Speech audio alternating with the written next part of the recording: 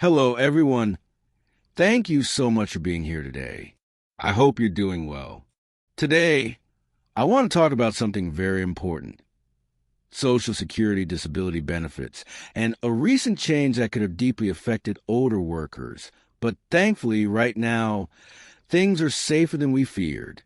This is a story about power, policy, and people, real people with real struggles, and why this shift matters to many Americans, especially those over 50. By the end, I hope you feel more informed, more secure, and more ready to share this with someone else who needs to hear it. So sit back, relax, and let's walk through what happened, why people were worried, what changed, who spoke up, and what it means for you and your community. Understanding the stakes, why this matters. I want to begin with a simple truth. Social Security disability benefits, the ones we call SSDI, Social Security Disability Insurance, and sometimes SSI, Supplemental Security Income, are more than just checks in the mail. For many older workers, they are a lifeline, a way to pay rent, get medicine, or simply stay afloat when health problems make work impossible. Imagine someone who worked for decades, maybe in construction or manufacturing or caregiving, a job that demanded physical labor. Over time, their body begins to fail. A bad back, nerve pain, chronic illness.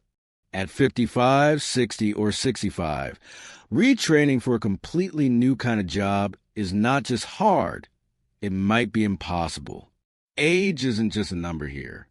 It shapes what you can do, how you feel, what opportunities you actually have. For decades, Social Security has recognized that. That's why age has always mattered when deciding whether someone qualifies for disability. It's not a loophole, it's a reality check.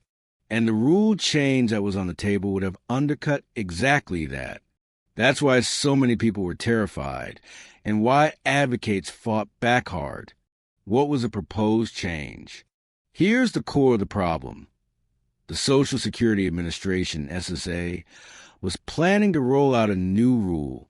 Under this rule, age would no longer matter, or at least it would matter far less when deciding whether someone is eligible for disability benefits.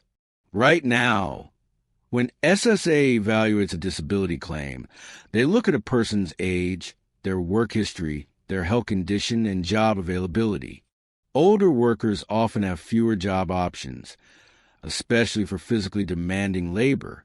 SSA uses job listings to figure out whether someone could be reasonably expected to work, given their limitations. But the change under discussion would have sharply reduced the importance of age. The idea was to modernize the way SSA judges what kind of work someone can do. Officials argued that job listings are out of date, and that makes sense.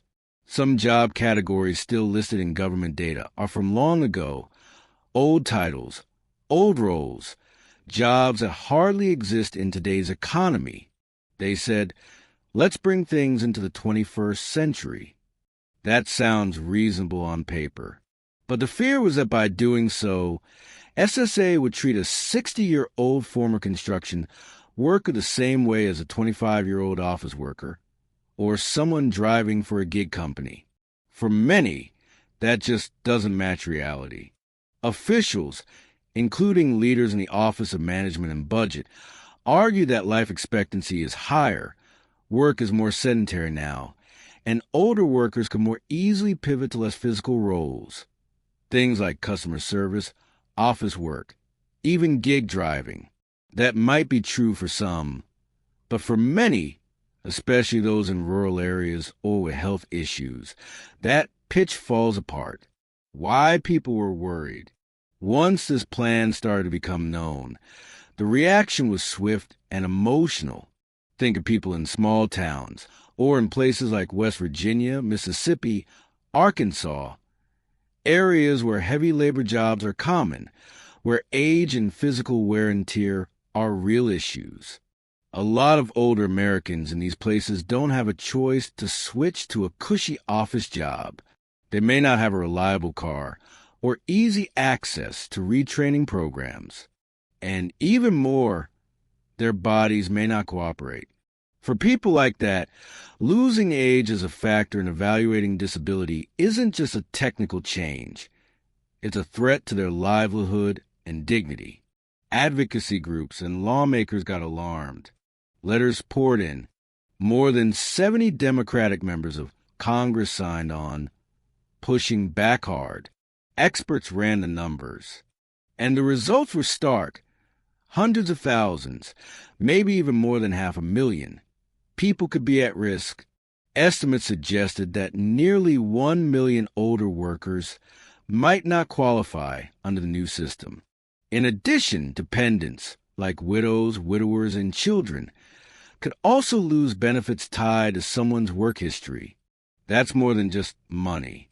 That's access to housing, medicine, care, sometimes even early Medicare. The Urban Institute, a respected think tank, projected that eligibility could drop by as much as 20 to 30% for certain older groups. That's huge. That's not a small tweak. That's life-changing for people who rely on SSDI or SSI just to survive. Real people, real stories. When you dig into this issue, it's not abstract. These are real lives on the line. Take Christopher Tyner, for example. He used to work in coal mining, a rugged job, dangerous work.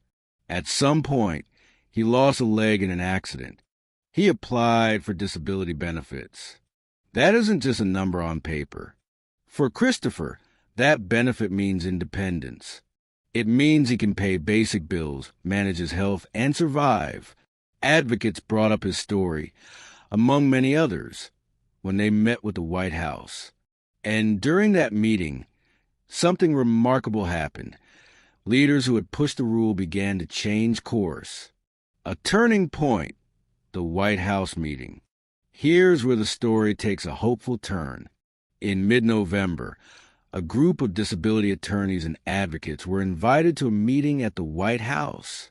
People like Jason Turkish, a well-known disability lawyer, brought several cases directly to the attention of senior staff. They didn't just bring data, they brought faces. They talked about people like Christopher and others whose lives would be devastated by the proposed change. It was a human moment. And according to people inside the room, something real shifted. One White House official later admitted that a staffer read Christopher's story and it struck a chord. The human cost became unavoidable. During the meeting, Russell Vaught, one of the officials backing the change, reportedly looked around and said, "This isn't going to happen." That was it. Right there in that room, a reversal. It wasn't just talk. The conversation changed. The policy, it seemed, would be pulled back. The quiet reversal, what happened next. Now, there wasn't a big press conference. There wasn't a flashy announcement. That's part of why many people don't fully know what happened, or that the plan is now essentially dead. Technically, the proposed rule is still listed in the Federal Register. But insiders, both inside and outside the Social Security Administration, have confirmed that it's not going forward. It has been shelved quietly but decisively. The SSA Commissioner, Frank Bisignano, later told advocates that he and the White House were fully aligned. This change will not move forward. Age remains a key part of how disability claims are judged. Why this reversal matters. Okay, but what does this mean for you or for someone you love? First and most importantly, the protections remain. Older workers who are disabled don't need to fear that their claims will suddenly be judged under much tougher standards. The scary, sweep-it-all-away moment, that's off the table. For now, that matters a lot. Because losing SSDI isn't just about losing a monthly check. It can also mean losing early access to Medicare, which is often tied to disability. For many, that coverage means surgeries, medicine, or treatment that they simply couldn't afford otherwise. If those benefits go away, Some might feel forced to retire early, and that's a permanent cut to their Social Security income for life. No one wants that. Second, there's a political and social dimension. Regions that would have been hit hardest, rural areas, places with physically demanding jobs, are often the very communities that voted for Republican leadership. So this reversal is not just good policy in social terms. It's also smart from a political and moral standpoint. Leaders who value community, family, and stability may see this as a win not just for policy, but for the people who matter most in their neighborhoods. The road ahead, what comes next? So what now? Is this the end of the story? Not quite. There's still work to do, and there's still risk, but also hope. Modernizing job data carefully. The SSA still plans to update its job listings. That's a good thing. Many of their job categories really are outdated, but what matters is how they do it. Advocates are pushing to make sure that age and real-world limitations stay part of the evaluation process. The goal should be modernization, not penalizing people for getting older, reducing the backlog. Right now, there are many disability claims waiting. Some wait more than 500 days or longer for a decision. That's more than a year and a half of uncertainty. Commissioner Bisignano has said he wants to focus on reducing this backlog. That's a win for people who are already navigating health struggles, financial stress, and emotional stress. Listening to real voices.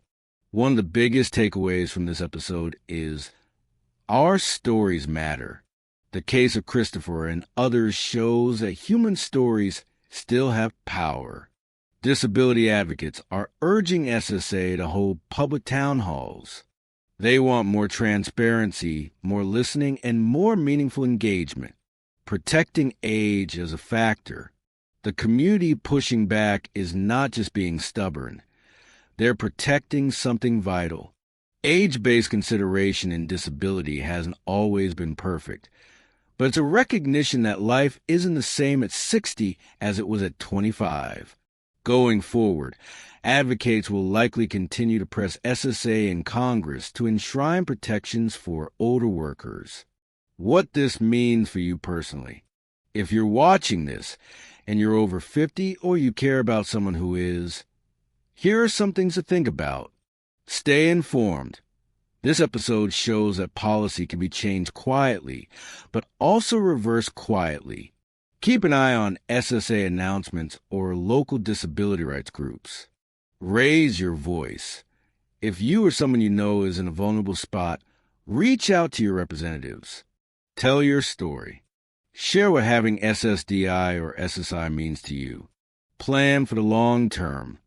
Disability benefits are part of a broader safety net, but thinking ahead matters. Support from family, community, and trusted advisors can make a big difference. Support advocacy groups. There are many organizations working to protect disability benefits. Consider donating, volunteering, or just sharing their work. A reflection on what this episode teaches us. This whole episode is a reminder. Policy isn't just about numbers. It's not just bureaucracy. It's deeply personal. It shows that empathy matters. When real stories meet policy rooms, things can change. A single story, someone like Christopher, can shift a conversation and alter a decision. It also shows that we aren't powerless. People raise their voices. Lawyers, advocates, everyday Americans. They made their case. They didn't shout or threaten. They spoke, they told their truth, and they persuaded. That's how democracy should work. And finally, it reinforces a timeless principle. We owe it to each other to protect the most vulnerable among us. Disability doesn't discriminate by party, age, or background. And when a system threatens to erase age as a factor, it's not just about fairness. It's about justice. So, where do we go from here? For now, the fight is won, but but the work continues. Older Americans who depend on SSDI or SSI can breathe a little easier. The plan to roll back age protections is off the table. And for now, the system will continue recognizing that age matters. But advocates, families, and community members need to stay engaged. This moment also carries a deeper lesson. Never underestimate the power of story, compassion, and persistence. When people come together, sharing real lives and real struggles, they can influence even the highest levels of government. Thank you for sticking with me through this discussion. If you found this helpful, please share it with someone you care about, a neighbor, an older friend, someone who might not know that this scare was real and that right now the protections remain. Please like this video, subscribe if you haven't already, and leave a comment below. How does SSDI or SSI affect you or someone you love? What worries you? What gives you hope? I'd really love to hear your stories. Stay safe, take care of yourself, and take care of each other. Until next time, thank you for being here.